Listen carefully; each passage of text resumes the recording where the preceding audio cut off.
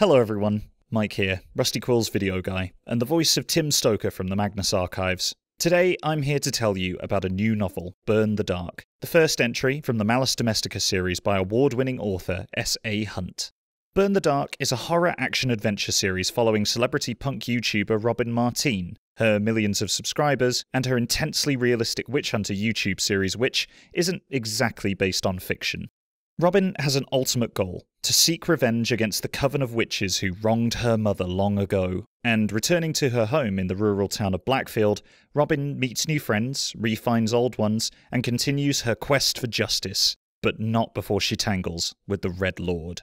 This book's got it all: snappy dialogue, good atmosphere, a sense of humour, and tight world building. Plus, Book 2, I Come With Knives, and Book 3, Helen, have already been released, so you can dive straight in when you're ready. So why not check out S.A. Hunt's book, Burn the Dark, today?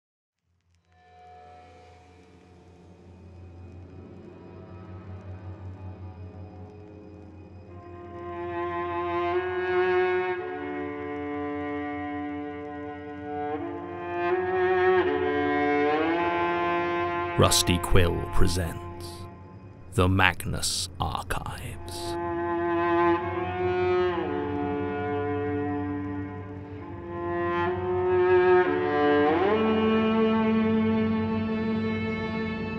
Episode 183, Monument.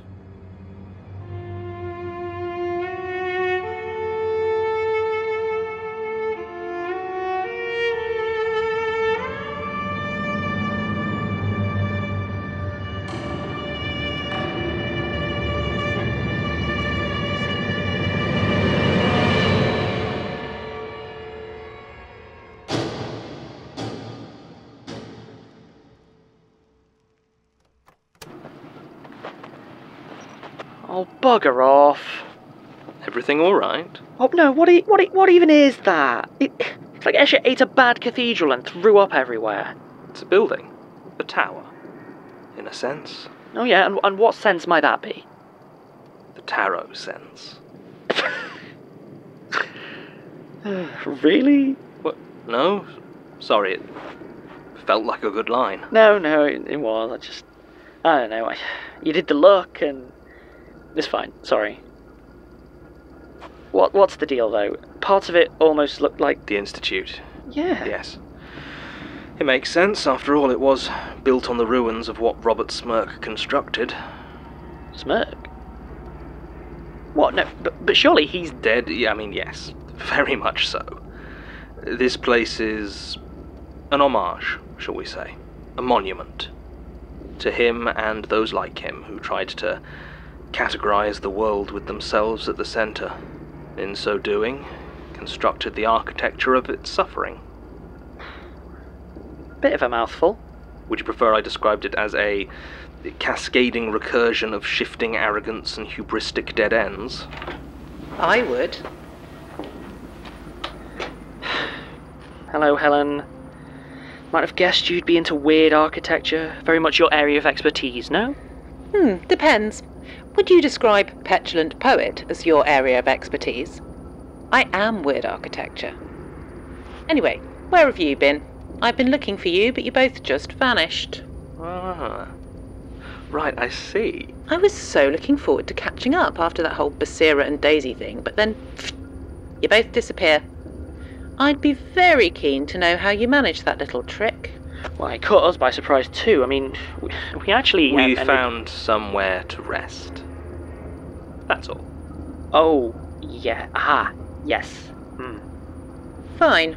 Be like that. I can appreciate the particular pleasure of a kept secret. I'm sure you can.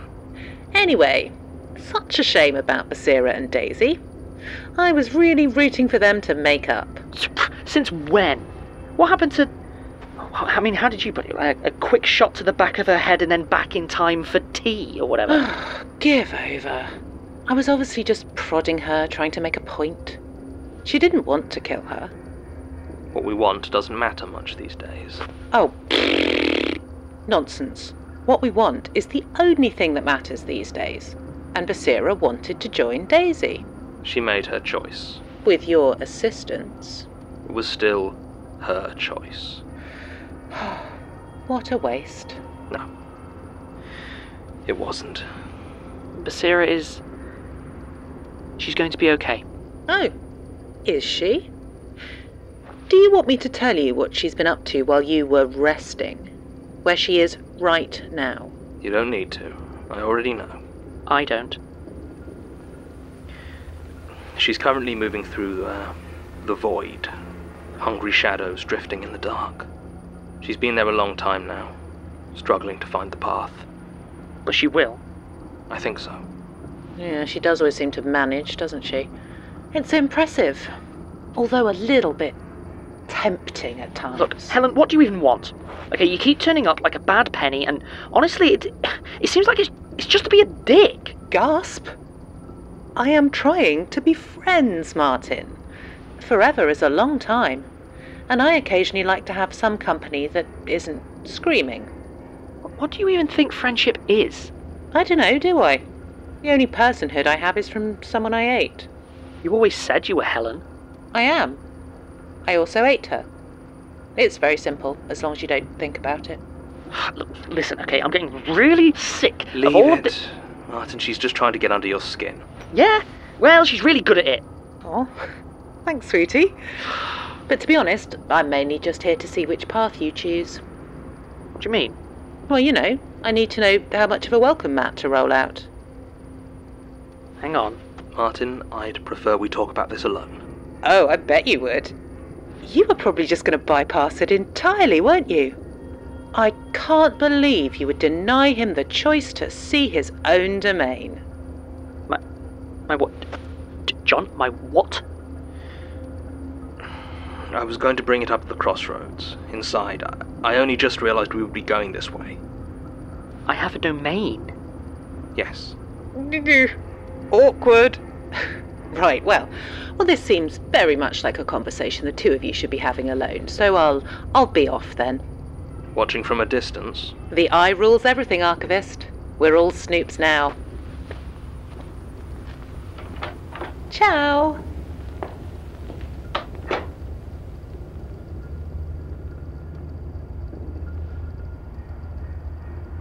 Martin. Are there people, John? What? Are there people in my domain? Not many.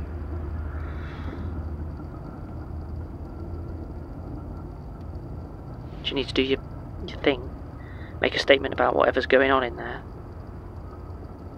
I could use a moment to think. Sure thing. Yeah, I'll... Yeah.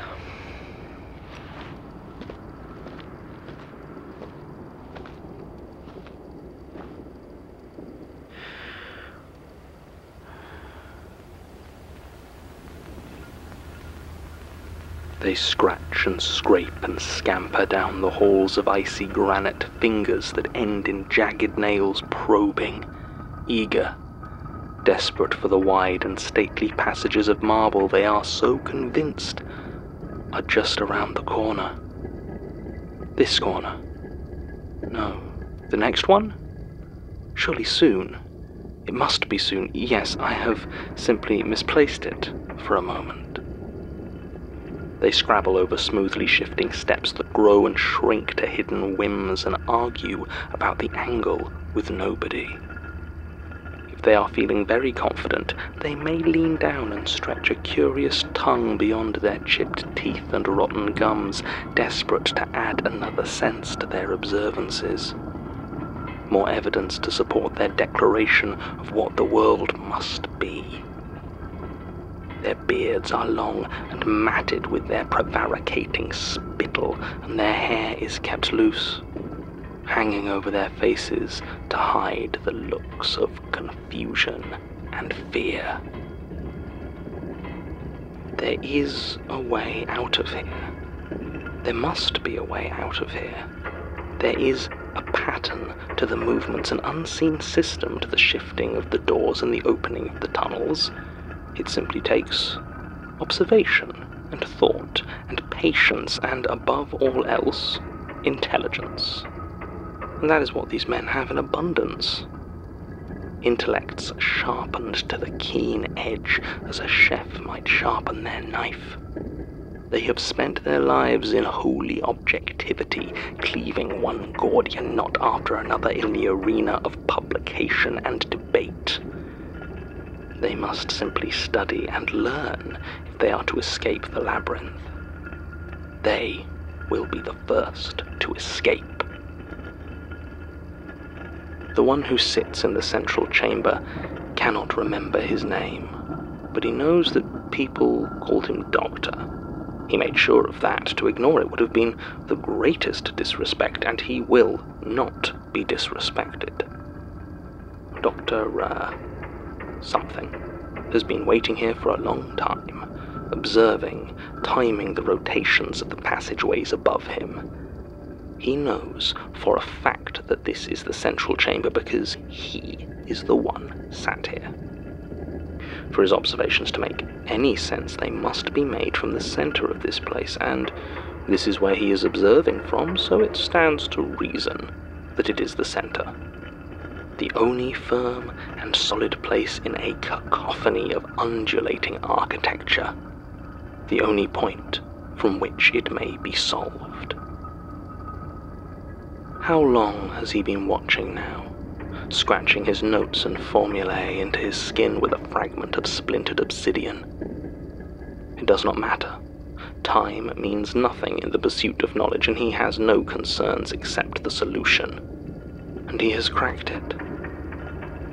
His mouth breaks into a smile, lip splitting in the grin, spilling a drop or two of scarlet onto skin so pale as to now be near translucent. He has seen the others pointlessly wandering the halls, of course, simpering pretenders claiming to see patterns when they are only being led by the siren call of their pathetic little biases, their ridiculous pet theories. Not like him. They'll remember him forever, the first to escape the monument.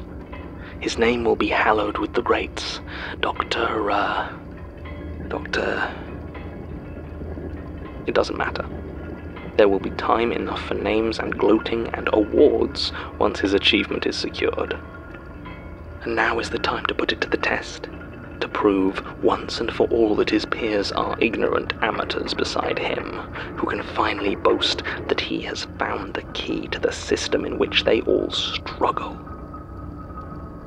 He begins to walk, calmly and with a measured certainty, to the east. Figuring out which way was east was the first step, and the most simplistic one, for the central chamber in which he had positioned himself received a ray of light from above at regular intervals that could only be sunlight. And thus it was a simple matter to track the course of the light to determine which direction was east and which was west. Once he had noticed that, it was all about keeping a close eye on the timing of the shifts, cross-referenced with the compass point. In a westward direction, the corridors would invert every 47 seconds and shift incline every 20, as well as growing a door to a staircase every 2 minutes. The staircase would always be descending except for every 5th door, which would go up and twist to the north. And just like that, he had plucked order from what would, to any of the other charlatans that wanted this prison of geometry, appear to be true chaos. It was east that he travelled now, however, because every 80 seconds, the second corridor to the east made a sharp upwards inversion, leading to a full minute where every 7 seconds a door would sprout from the ground. Only the first of these doors would lead you to the true path that will... A dead end. Wait, no, this wasn't right. The first of the doors would lead him... Maybe that wasn't the first of the doors, but it was. It was the first door, but that would mean... No, he was right. He was certain he had factored in all the timings. This didn't make sense. It wasn't fair. He had the answer. The ground opens up below the poor, panicking doctor. He barely has time to register before he is tumbling, falling, smashing bone and cracking skull on the stairs on columns he impacts on his descent, one after another. But it is not the fall that terrifies him, not the pain of the impacts, but the fact that none of them should be there. That it doesn't make sense, and it must make sense. There must be a system, there must be, because if there isn't... He lands with a heavy smack onto rough limestone and lies still, his body twisted and broken. He knows it will knit itself back together, slowly, painfully, as it always has before. But the thought of starting over, of composing yet another theory, fills him with a deep dread. The broken doctor is not alone in the room where he now lies.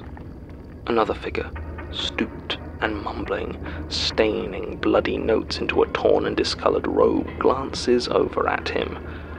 A sneer passes across the cracked face of the doctor. He knows this man a professor. At least he puffs himself up to be. His curled lip is reflected in the face of this pretender who scampers over to where he fell, chunks of stone clutched tight in pink and bloody hands. "I told you," the professor gloats, "that your precious compass point rubric is nonsense. It's all about the stone, the rocks that make up this place. You see, here we have the limestone, here the granite. Taste it. No? Your loss.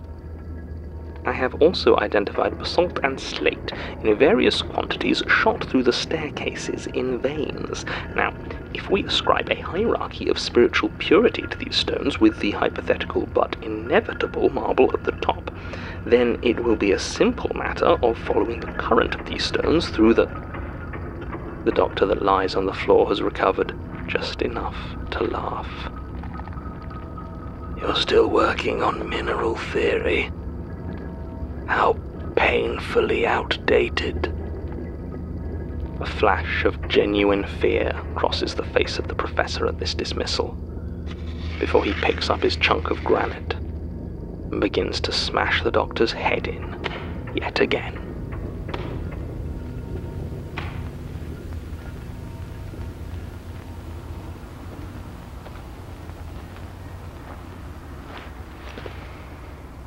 Finished? Yes. Good. I need you to explain something to me. All right. How do I have a domain? That doesn't make any sense. It's like I said. Everything here is either watcher or watched. Subject or object, yes, I know, we've been over this. Well, you're a watcher, Martin. You worked for the Institute, you read statements. The Eye is fond of you. You're not getting thrown into your own personal hell, which means... that one of them belongs to me. But that's... How can I be a watcher? I didn't even know it existed. But you've suspected for a while now, haven't you? Maybe. But that's not watching. Do you want me to tell you about it? No. Yes. No, I don't know. I don't know. It's a small domain. A swirling mix of the Eye and the lonely. Inhabited by a few lost souls whose fear is not of their isolation or their agonies, but that no one will ever know of them. That they shall suffer in silence and be mourned by nobody. That's why you can't really see it. It's why even if we do travel through it, you won't be able to see any of the people trapped there. But I'm not an avatar. Avatar isn't a thing, Martin. It's not... It's just a word. A word used by fools like Smirk to try and sort everything into neat little boxes, to reduce the messy spray of human fear into a checklist. Human, avatar, monster, victim. Only now, there's a binary. There's finally a clear dividing line and...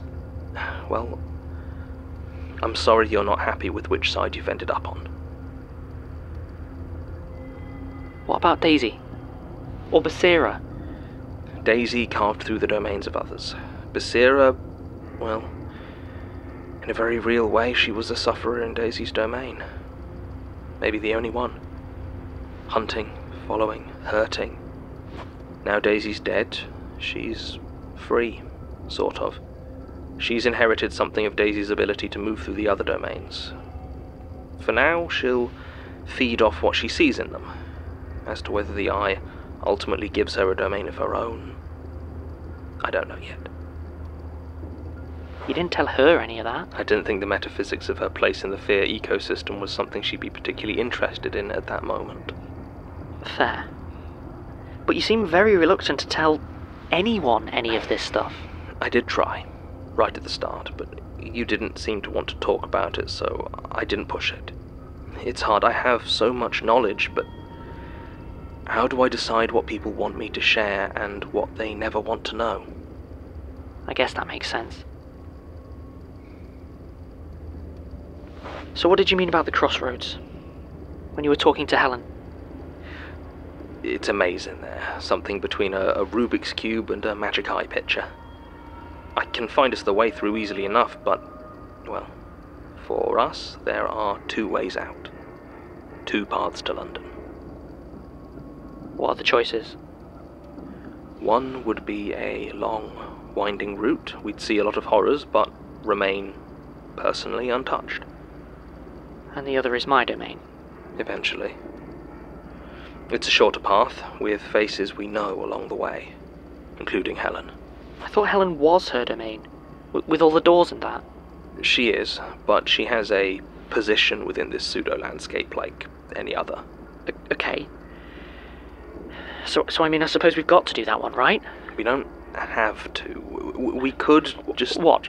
We could dodge around it? Take the path of denial? I guess, but... What is it you keep harping on about? The journey will be the journey? I mean... It's pretty obvious that this one is my journey. If you're sure. I'm sure I love you. I love you too.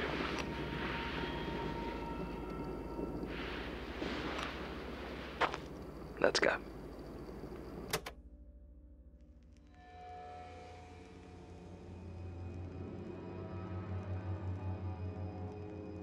The Magnus Archives is a podcast distributed by Rusty Quill and licensed under a Creative Commons Attribution Non-Commercial Share-alike 4.0 international license. Today's episode was written by Jonathan Sims, produced by Lowri and Davies, and directed by Alexander J. Newall. It featured Jonathan Sims as the Archivist, Alexander J. Newall as Martin Blackwood, and Imogen Harris as Helen. To subscribe, buy merchandise, or join our Patreon, visit rustyquill.com. Rate and review us online, tweet us at The Rusty Quill, visit us on Facebook or email us via mail@rustyquill.com. Join our community on the Discord via the website or on Reddit at r/the Magnus Archives.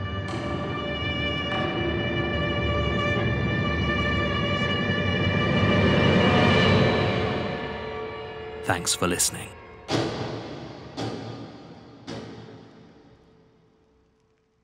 Hi everyone, Alex here. I'd just like to take a moment to thank some of our patrons.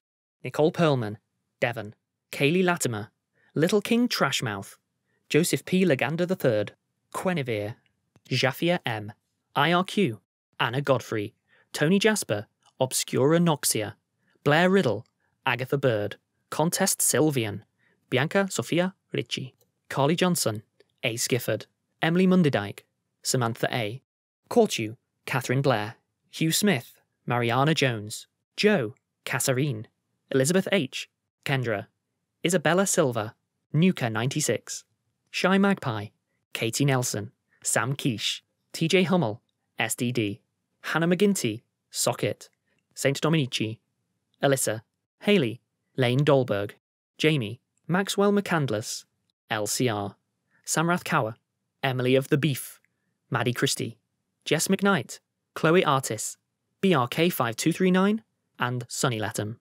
Thank you all. We really appreciate your support.